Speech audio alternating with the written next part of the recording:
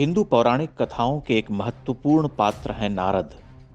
देवर्षि नारद, ब्रह्मा के पुत्र नारद।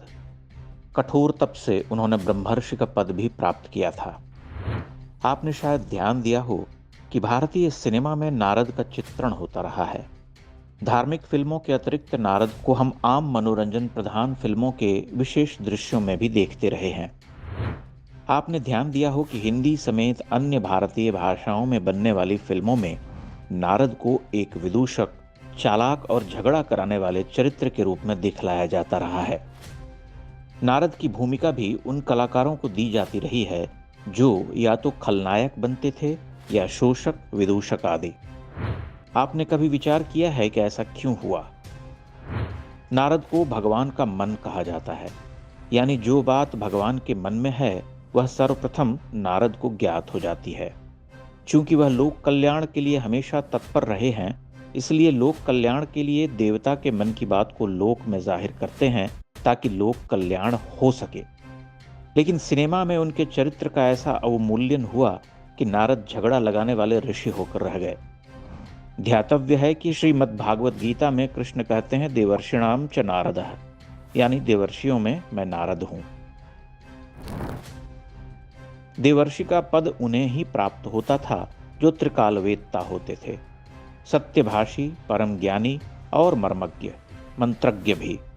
माना जाता है कि सभी देवर्षियों में नारद अन्यतम हुए, लेकिन हमने लोक जगत में उन्हें उपहास का पात्र बनाकर रख दिया। ऐसा क्यों हुआ और आज तक ऐसा क्यों हो रहा कि सनातनी जीवन धारा के सबसे उज्जवल पात्रों को सिनेमा आदि में चित्रित करते हुए हम उनके साथ ऐतिहासिक आपराधिक अन्याय करते हैं।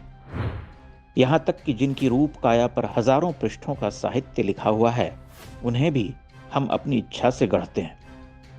ऐसा इसलिए होता रहा है कि इन मनोरंजन माध्यमों के लोग कहने को भारतीय अथवा हिंदू हैं।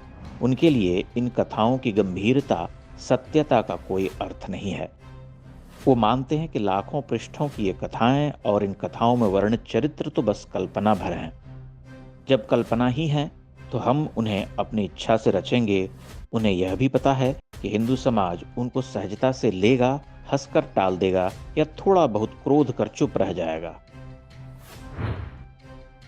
किंतु यह एक दुष्कृत्य है, सांस्कृतिक रूप से देश की रीढ़ तोड़ने वाला दुष्कर्म, जिसके सहारे हमने पीढ़ियों में आत्मघृणा के बीज बोए।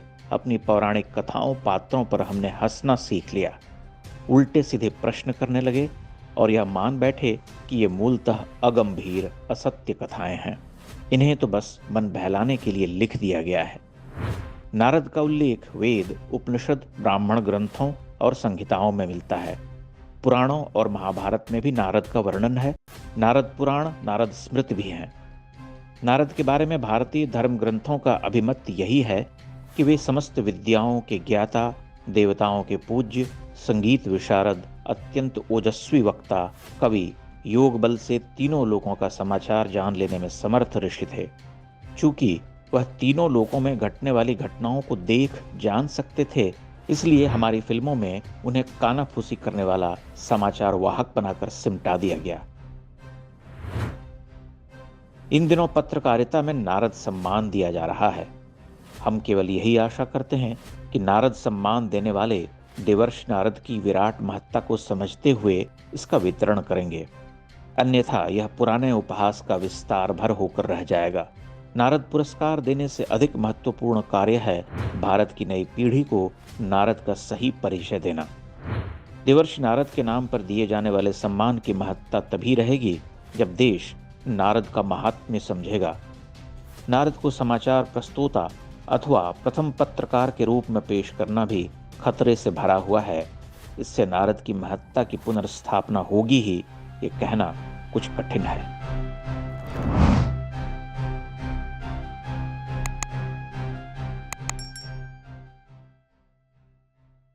इंडेक्स ऑनलाइन के वीडियो समाज को समर्पित हैं। आप इनको डाउनलोड करके जैसे चाहे वैसे प्रयोग कर सकते हैं।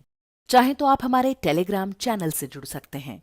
वहां सारे नए पुराने वीडियो आपको मिल जाएंगे। हमारे सोशल मीडिया लिंक हर वीडियो के डिस्क्रिप्शन में होते हैं। हमारा एकमात्र उद्देश्य हिंदू समाज को जागृत और एकजुट करना है। इसमें सहभागी बने। धन्यवाद।